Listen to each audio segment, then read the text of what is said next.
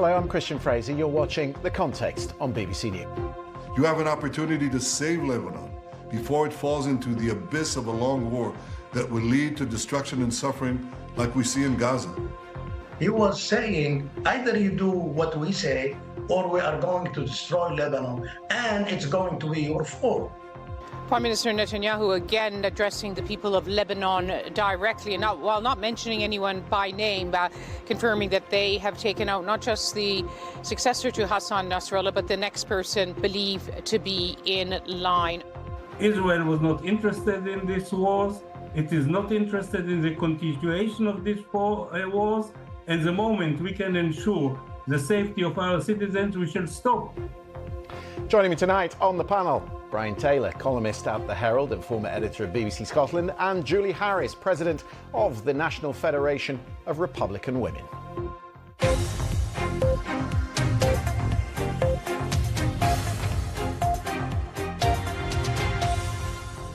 Looking forward to talking to Julie and Brian very shortly, but first let me bring you the latest BBC news. Israel's Prime Minister Benjamin Netanyahu has confirmed that his military has eliminated the expected successor of the Hezbollah leader Hassan Nasrallah and the next in line after him. In a video address posted on social media, made in English, he didn't refer to anyone by name, but he did call on the people of Lebanon to reject Hezbollah and their Iranian backers. Meanwhile, the Israeli military says it is expanding its ground offensive into southwestern Lebanon. Until now, it has focused on the southeastern side. Hezbollah has fired more than 100 rockets at northern Israeli cities. President Biden says Hurricane Milton could be the worst storm to hit Florida in a century. The Category 4 storm will make landfall in the next 48 hours. 51 Florida counties are under a state of emergency. More than 200 state healthcare facilities have been evacuated. There are just 3 MPs left in the race to be the next leader of the Conservative Party after Tom Tugendhat was knocked out of the contest. The latest round of voting by Tory MPs saw the shadow Home Secretary James Cleverly top the poll on 39 votes. The winner will be announced on the 2nd of November. And we just heard that eBay will clamp down on the sale of e-bikes and e-bike batteries in the UK from the end of this month. The firm says that only eligible business sellers will be allowed to list them after this date. They have soared in popularity, but so have the incidents of e-bike battery fires. If you are just joining us, welcome to the programme. A year on from October 7th, the Israeli military has begun a new offensive in the Jabalia refugee camp in northern Gaza. The IDF believes Hamas is rebuilding, but note, it is the 4th time they have returned to that area in the past year. And that speaks to a concern the US administration is now expressing more openly. The challenge going forward is to turn tactical wins in battle into a strategy that secures Israel's people and its future. That takes real discipline. It takes courage. It takes foresight to match the conduct of war to a clear and sustainable set of objectives and to turn tactical advantage into enduring strategic gains. That is never easy, but it's imperative. And we are here to work with you on that. Statement he gave yesterday at the Israeli embassy in Washington. The former head of Shin Bet, Israel's secret service, believes his country is no safer today than it was on October 6 last year. The head of the CIA, William Burns, thinks we are but one mistake away from all-out regional war. The former Prime Minister of Lebanon, Fawad Signora, bemoans the lack of any international initiative. The Americans have just given up on the ceasefire proposals. His country, he says, has been abandoned. I think now many of those who were electing to be silent and not to speak up their mind, now they are speaking up their mind. That Lebanon cannot afford to continue to be hijacked by the Iranian government, by Iran. I hope that something can really happen in order to save Lebanon. I strongly believe that it is very important to keep Lebanon alive. Brian Taylor, that was a pretty stark statement tonight from Benjamin Netanyahu.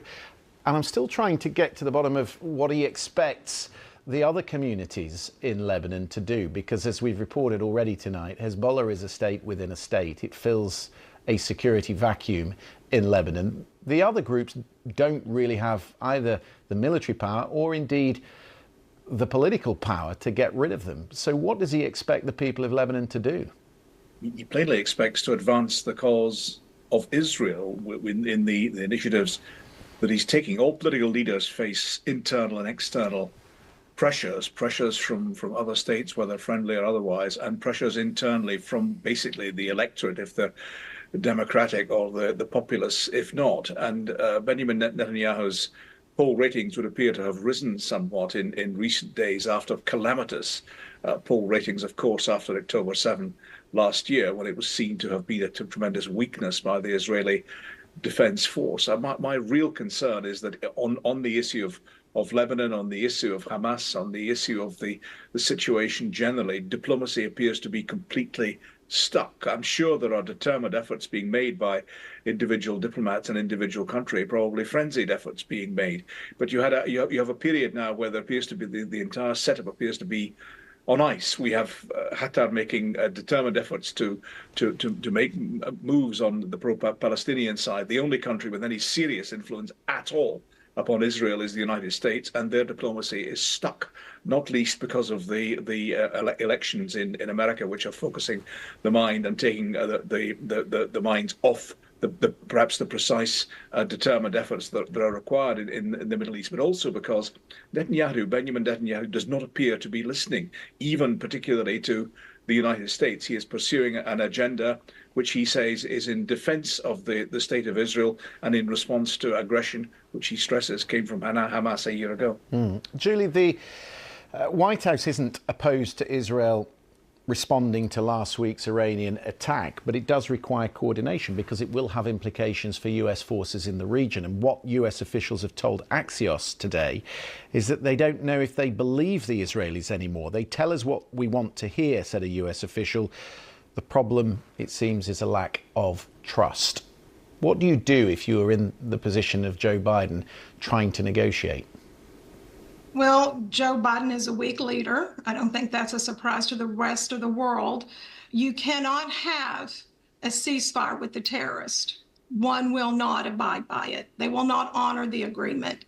Israel did not start this war, but they must be allowed to finish the war in the way that they deem necessary. But what is that, Julie? What is the end game? Removing Hezbollah.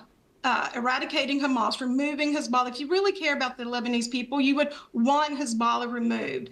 As you said, they're pretty much powerless against them.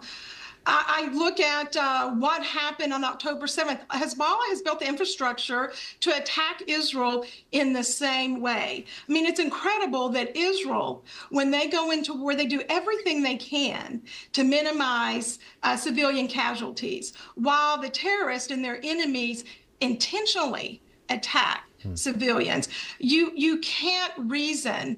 You can't come to the table and talk with terrorists. They're not trustworthy. They have proven to not be trustworthy. Hezbollah, next to bin Laden, has killed more Americans than anyone else. So we're not sympathetic in America. Regardless of what the Biden administration is saying, we're not sympathetic to Hezbollah. No, I don't think anyone is sympathetic to Hezbollah or Hamas outside the two groups that we're talking about. But history is often a sort of instructor of what happens in the future. And I've covered the war in Lebanon in 2006. Getting rid of Hezbollah didn't work. We're in the Jabalia refugee camp for a fourth time today. The war has almost gone full circle. I'm just wondering whether Prime Minister Netanyahu is setting himself unachievable objectives and whether the international community has to force him towards an endgame point. Yeah, I don't know. I think what would help would be to have a Trump back in the White House. We didn't see attacks like this when President Trump was there. Our enemies were afraid to attack the U.S., and they were also afraid to attack our allies. Iran was broke under sanctions. I don't think anyone can argue that the Middle East was more stable under President Trump.